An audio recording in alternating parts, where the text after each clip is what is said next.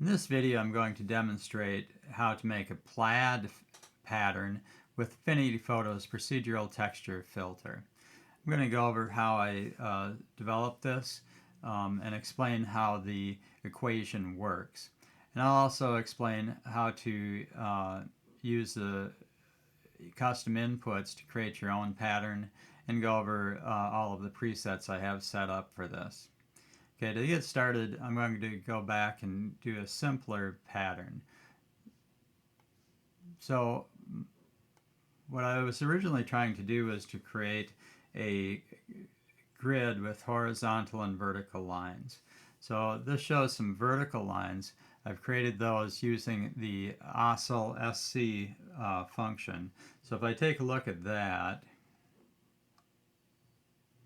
over here, if you set the y component of this to 1, and then I used relative x divided by w times a for the x component, that enables me to control, the a enables me to control the number of lines I get by changing that parameter. So I have a set up as a real value. It's currently set to 10, but I could increase that or decrease that to give it a certain number of lines. If I look at the cross section of these on the scope, you can see they go up to 1 and down to 0, and they have a smooth oscillation between them. So my initial idea was I wanted to get a grid of just vertical lines that I could control the width of them. So in order to do that, I added a step function to this, and the step function will output either a white or black value depending on the edge that you put on there. And so for mine, the edge is going to be a t value that goes from 0 to 1,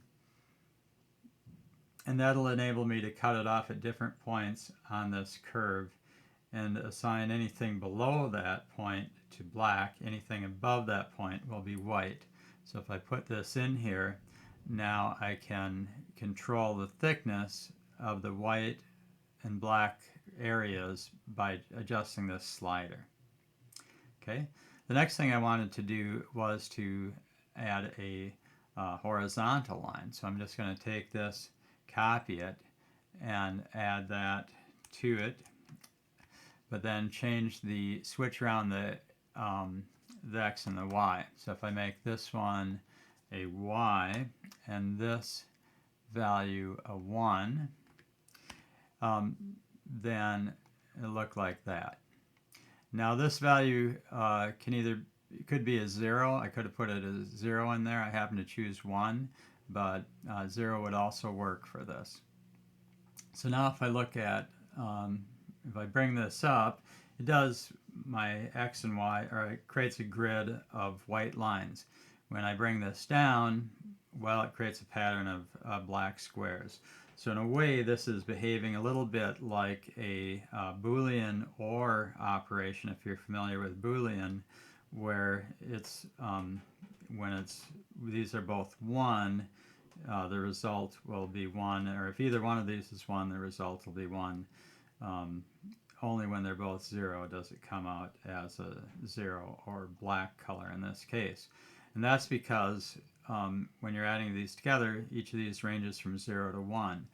And so really the maximum value of this would be 2, but since it can't put out a color any brighter than just white, it looks as if that's a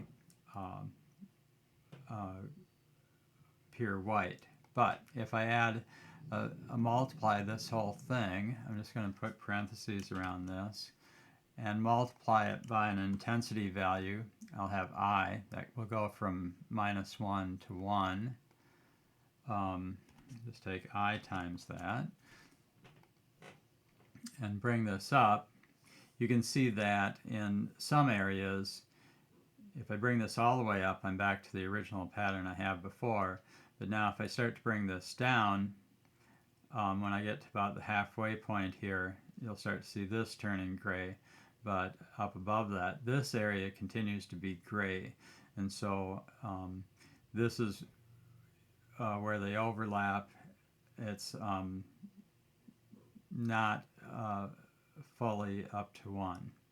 But that gave me the inspiration that, oh, this would make a good pattern for a plaid. And so the next thing I did was to multiply this, add a color to this, and so I'm going to just copy in a vector color 1. It's a vector 3 consisting of 3 components, red, green, and blue. So I'm going to copy this from my notepad and paste it over here into my equation.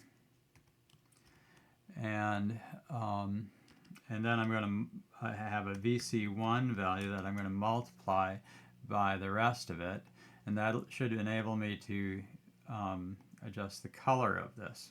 So now I can control the color of this, and it's starting to look pretty plaid at this point.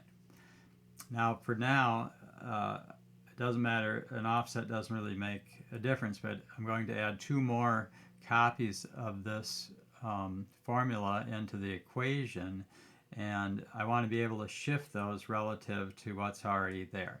So I'm going to add another factor in here, which will be an offset. I call it with the letter O, and that one can go from -1 to 1. So now I can shift this with this offset back and forth. Okay, so when I put this all together, I'm going to go back to my other filter now, the Plaid filter. This is the default I have for that. So I've got the A that controls the size, how many of these units I have, and then I've got 3 different colors, 3 different intensities for those colors, and then the thickness of the lines is next, and then the offset is the final thing. So this one is my default. This one I just called yellow, blue, pink.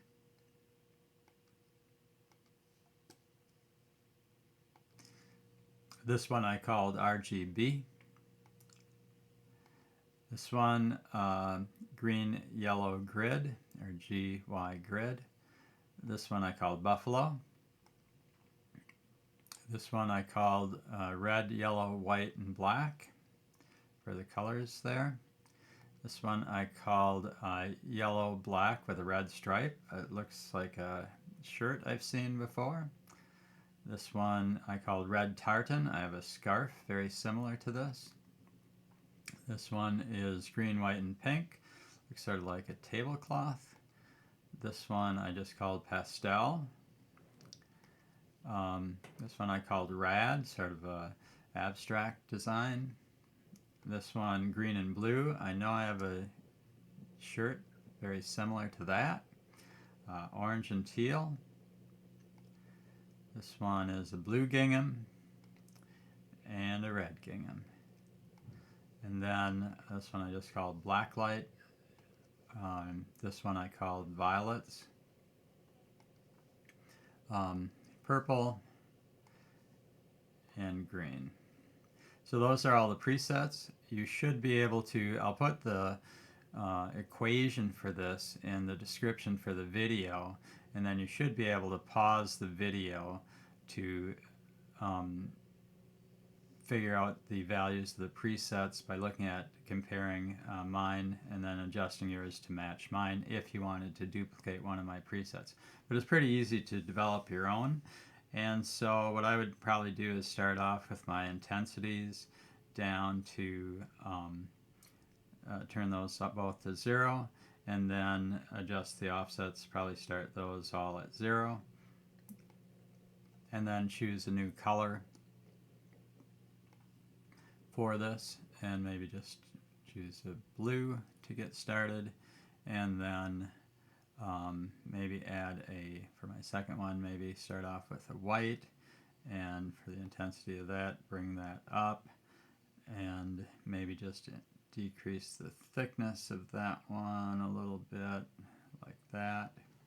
And then for the third color, I think what I'll do is just add a green in here.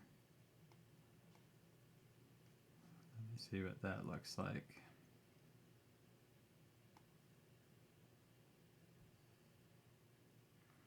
and maybe make that one a lot thinner.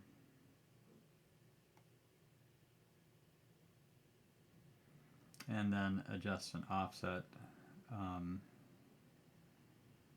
like that.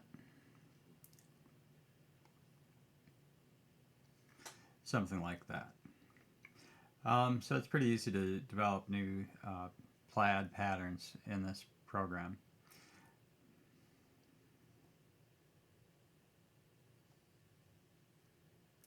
Okay, let me know if you have any comments or questions, and thanks for watching.